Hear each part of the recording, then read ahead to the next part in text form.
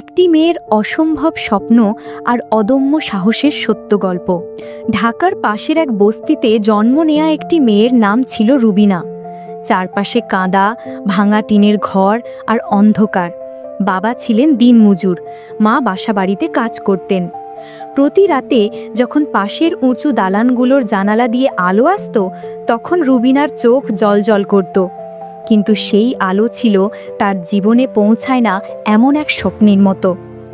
রুবিনা জানত তার পরিবারে কেউ স্কুলেও যায়নি, কেউ লেখাপড়া বোঝে না, কিন্তু সে জানত এই জীবনটা এমন থাকার কথা না।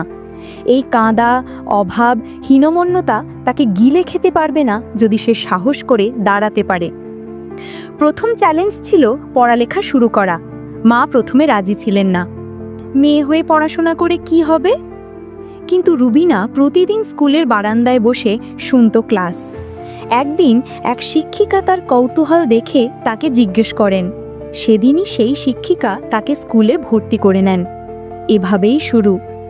স্কুলের সময়টি ছিল দুর্বিষহ। ক্লাসে সহপাঠীরা তাকে বস্তির মেয়ে বলে ডেকে হাসি হাসি করত। তার পোশাক ময়লা, টিফিন নেই, বই অর্ধেক। কিন্তু রুবিনার ভিতরে আগুন ছিল। সে বলতো, একদিন এই বস্তির নাম আমি বদলে দেব। স্কুলে সে প্রথম হয়, সব শিক্ষকের প্রিয় ছাত্রী হয়। কিন্তু সমস্যা তো তখনই শুরু হয় যখন মাধ্যমিক পেরিয়ে কলেজে যেতে হবে। টাকা নেই, খরচ চালানো অসম্ভব। মা বলেন, তুই কাজ শিখে কিছু আয় কর, কলেজে যাবি কেমনে? তবু হাল ছাড়ে না।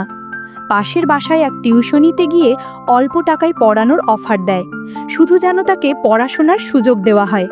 কলেজে ভর্তি হয়, পাশাপাশি বাসাবাড়িতে কাজ শুরু করে, কখনো বাচ্চা দেখার কাজ, কখনো বাসন মাজা।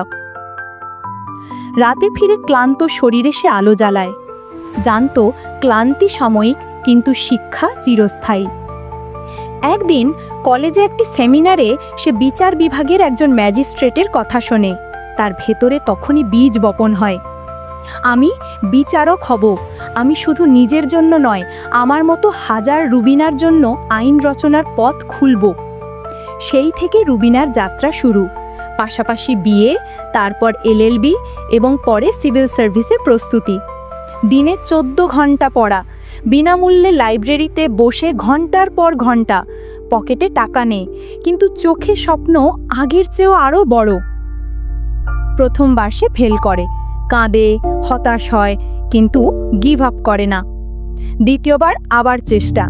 এইবার সমস্ত কষ্ট, অভাব আর রাতভর কান্নার মূল্য সে পায়। রেজাল্টে লেখা ছিল, রুবিনা পারভিন, জুডিশিয়াল ম্যাজিস্ট্রেট। আজ রুবিনার অফিসে বিশাল ডেস্ক।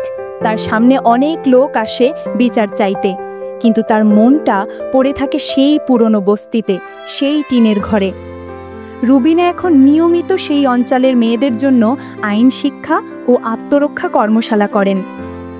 সাক্ষাৎকারে কেউ একবার তাকে জিজ্ঞেস করেছিল, আপনার জীবনের সবচেয়ে বড় জয় কি?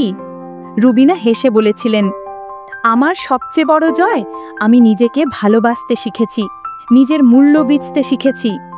শেষ কথা, পরিস্থিতি যদি তোমাকে থামিয়ে দিতে চায়, তাহলে মনে রেখো, তোমার সাহসই তোমার সবচেয়ে বড় অস্ত্র।